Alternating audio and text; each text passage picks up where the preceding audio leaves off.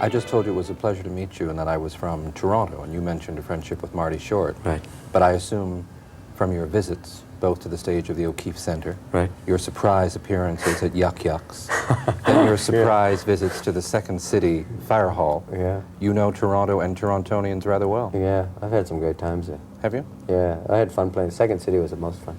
Playing with Martin. We improvised there one night. People didn't know. Was that smoke? No, no. We had a great time. That's a great group of people to play with. I agree. And the O'Keeffe Center was a great stage. Well, when you can fill it twice and it's got 3,200 seats, you're it's doing a good something evening. well. Yeah. That's also, you endeared yourself to Canadians. You know, there's always a sense of possessiveness when people think they noticed something first. And one of your earliest television appearances was on a program called 90 Minutes Live for the CBC. Oh, yeah. So Canadian... Oh, God. Yeah. Why are you laughing? No, I just remember doing that. It was a Peter Zosky. Peter Zosky. Yeah. I remember because I watched one of the shows, and he had David Bowie and a guy with sheep from Saskatchewan. And the sheep are good. No ground control. It was a great double bill. I had a great time. He was a daring man. You know, watching Moscow on the Hudson and appreciating the obvious rapport between you and Paul Mazursky, I can't imagine an actor finding a filmmaker who also happens to be an actor, yeah, who has the kind of theatrical background when one thinks of the years between 1954 and 60 when Paul Mazursky stood up in nightclubs like the Blue Angel, the Hungry Eye, and worked as a stand-up comedian on his way, he hoped, to playing Hamlet and King Lear. And it must... Then in the Blackboard Jungle. Well, the Blackboard Jungle, working with Stanley Kubrick, yeah, Vic Morrow, the friendships he had, long before he ever made a motion picture. And it must have given the two of you something special, actor, director, and actor. And also, there's a bond just from being two comedians, too, sometimes. How we survived was to play. Like I would sometimes, during takes, I would become George Jessel. The scene has gone well for you and reason. Or do Nicholson. He likes it when I do Nicholson. I do Nicholson as Vladimir Ivanov. I want to defect right now. It's too damn close for me here. We'd play, and that helps. And also when it came down nuts and bolts, too, we'd have to get down to it, and it was good. Because sometimes we'd have to fight over what we wanted to do in the scene. And he had a good sense of, sometimes we'd have to yell at each other, and after it was over, he said, now we can work? Yeah, you're right, okay. Because we worked in some crazy places, but it was wonderful. Yeah, I do feel good about it. He's like a brother, a crazy, mad brother, but real good. He said, you were the brother he never had, the son he never had. Then he said, send me some checks now. God. He also told, isn't there a wonderful story about being in Munich and your mother, who happens to be an elegant woman, yeah, meeting Paul Mazursky and positioning herself in his lap? Yeah, oh, God. My mother's great. She's wonderful. And, yeah, hi, how are you? You're the director. Bam! It was like, oh, Mama, show me the please, Mama, please. She was great. She got right off the plane, made herself at home. She loved it. I think she wants to be in movies real bad. Oedipus Schmedipus, come on, Mama. Yeah. You know something else you and Paul Mazursky share in common? You because of your background in education. Paul because he simply said he loved women, was always attracted to them, but was such a slow learner, and did a comparative study saying that casting a movie is like going into marriage, and you had better make sure you've made the right commitment before you begin. Oh, God. And you share this with him because you said that you had those years in school where you were the put-upon fat boy who really was a wallflower. Were you? Oh, yeah. Yeah, it's fair. I was doing this film, it was like you said, making the choice. It's like, for this film I felt real strong because it had an ending. Because it really was the first film I'd read in a long time, and it had like a beginning, it went somewhere, and it had an ending. And actually, I didn't have to worry about saying, we'll fix it. You'll find the ending later. I felt so comfortable with that. Do you know what else I thought Moscow on the Hudson allowed you to do as an artist?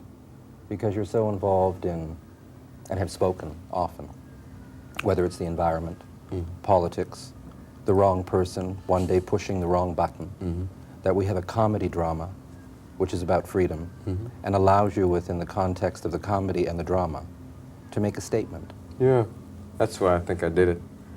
And I know that's why I did it. It wasn't that I wanted to examine the other point of view, not in a like a propaganda way of saying like, look, America, America, because it's not that way. I think it shows both sides. I think that America has traps and failings there, But at least there's an opportunity, and to show the other side, to show the Russians as being an incredibly unusual people. Most Americans have no real conception. They just know Russians as being those strange people who do strange things that they read about in the paper, and occasionally one of them dies in their big parades.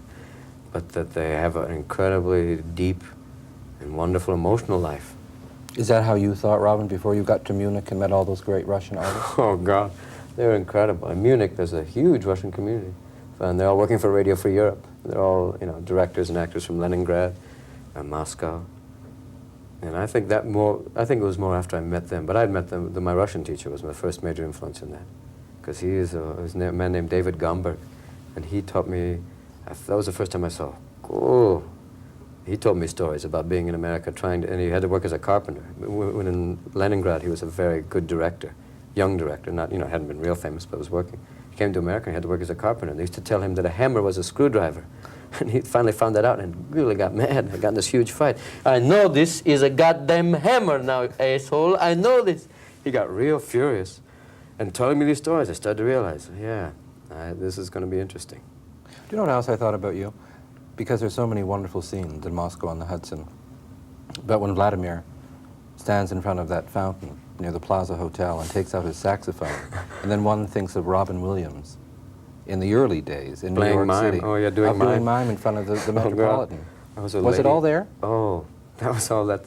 Performing on the streets, most kind of like it's starting at the bottom. That's really like taking a chance. When I used to do mime, I did it once, and I had some wonderful experiences playing, and it's like some Puerto Rican kids used to come and say like, "What's wrong, clown? You're so sick. What's wrong with your face? It's so white." And then another lady, I tried to imitate this very elegant woman who looked like she had a bag from like Bendel's or some beautiful, elegant, and a very elegant dog, and I started to imitate her, and she said, "Get the hell away from me." I was like, oops, I realized, don't go too far. But yeah, that's the part of it too. But back to what you said about the film. I think the thing that binds it, that kind of draws him at the end, is that it's the bonds between people that get him through, that give America the possibility, not some vague concept about America, great land of opportunity. It's the chance, the possibility that he might make it, plus the love for her that gives him that hope, whatever. I think that gives that aspect. It's more about the humanness of a country, or whatever.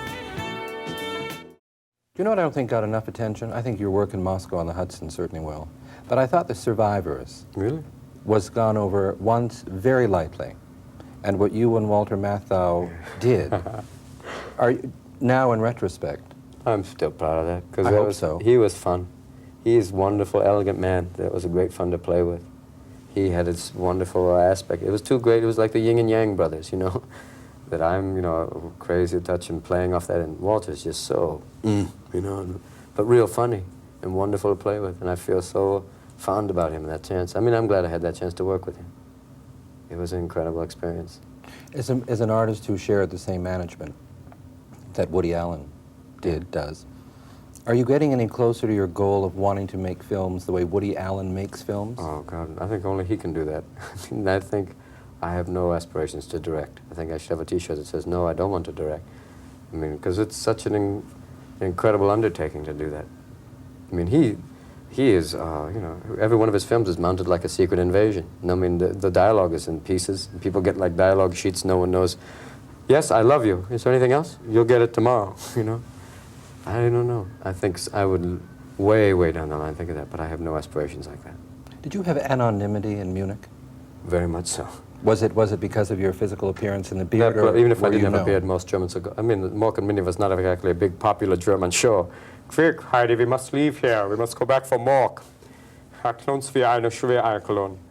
It's a beautiful city, though, totally rebuilt from after the war. And the river Isar. The strangest thing about Munich is this river goes through the center of the city. And everyone goes swimming nude. There's even nude vendors, like Wieners. This incredible park with nothing but nude people, and you're going like, no, not a German. All healthy people swimming and dancing in the sun. But it was a beautiful city, and I felt very comfortable, which also made it easier to work on the film and really concentrate. There was no distractions. After the months of work you put into the Russian and playing the saxophone before photography began on Moscow on the Hudson, It's like having two skills now that you didn't have before. I can wait for another film to put them all Yeah, together. well, one wonders, what do you do to keep the Russian? A one-eyed Russian sailor with big arms who plays the saxophone and has a mother who's very interesting. Now, the world according to Garpai on the Hudson. Surviving the world according to Garpai on the Hudson.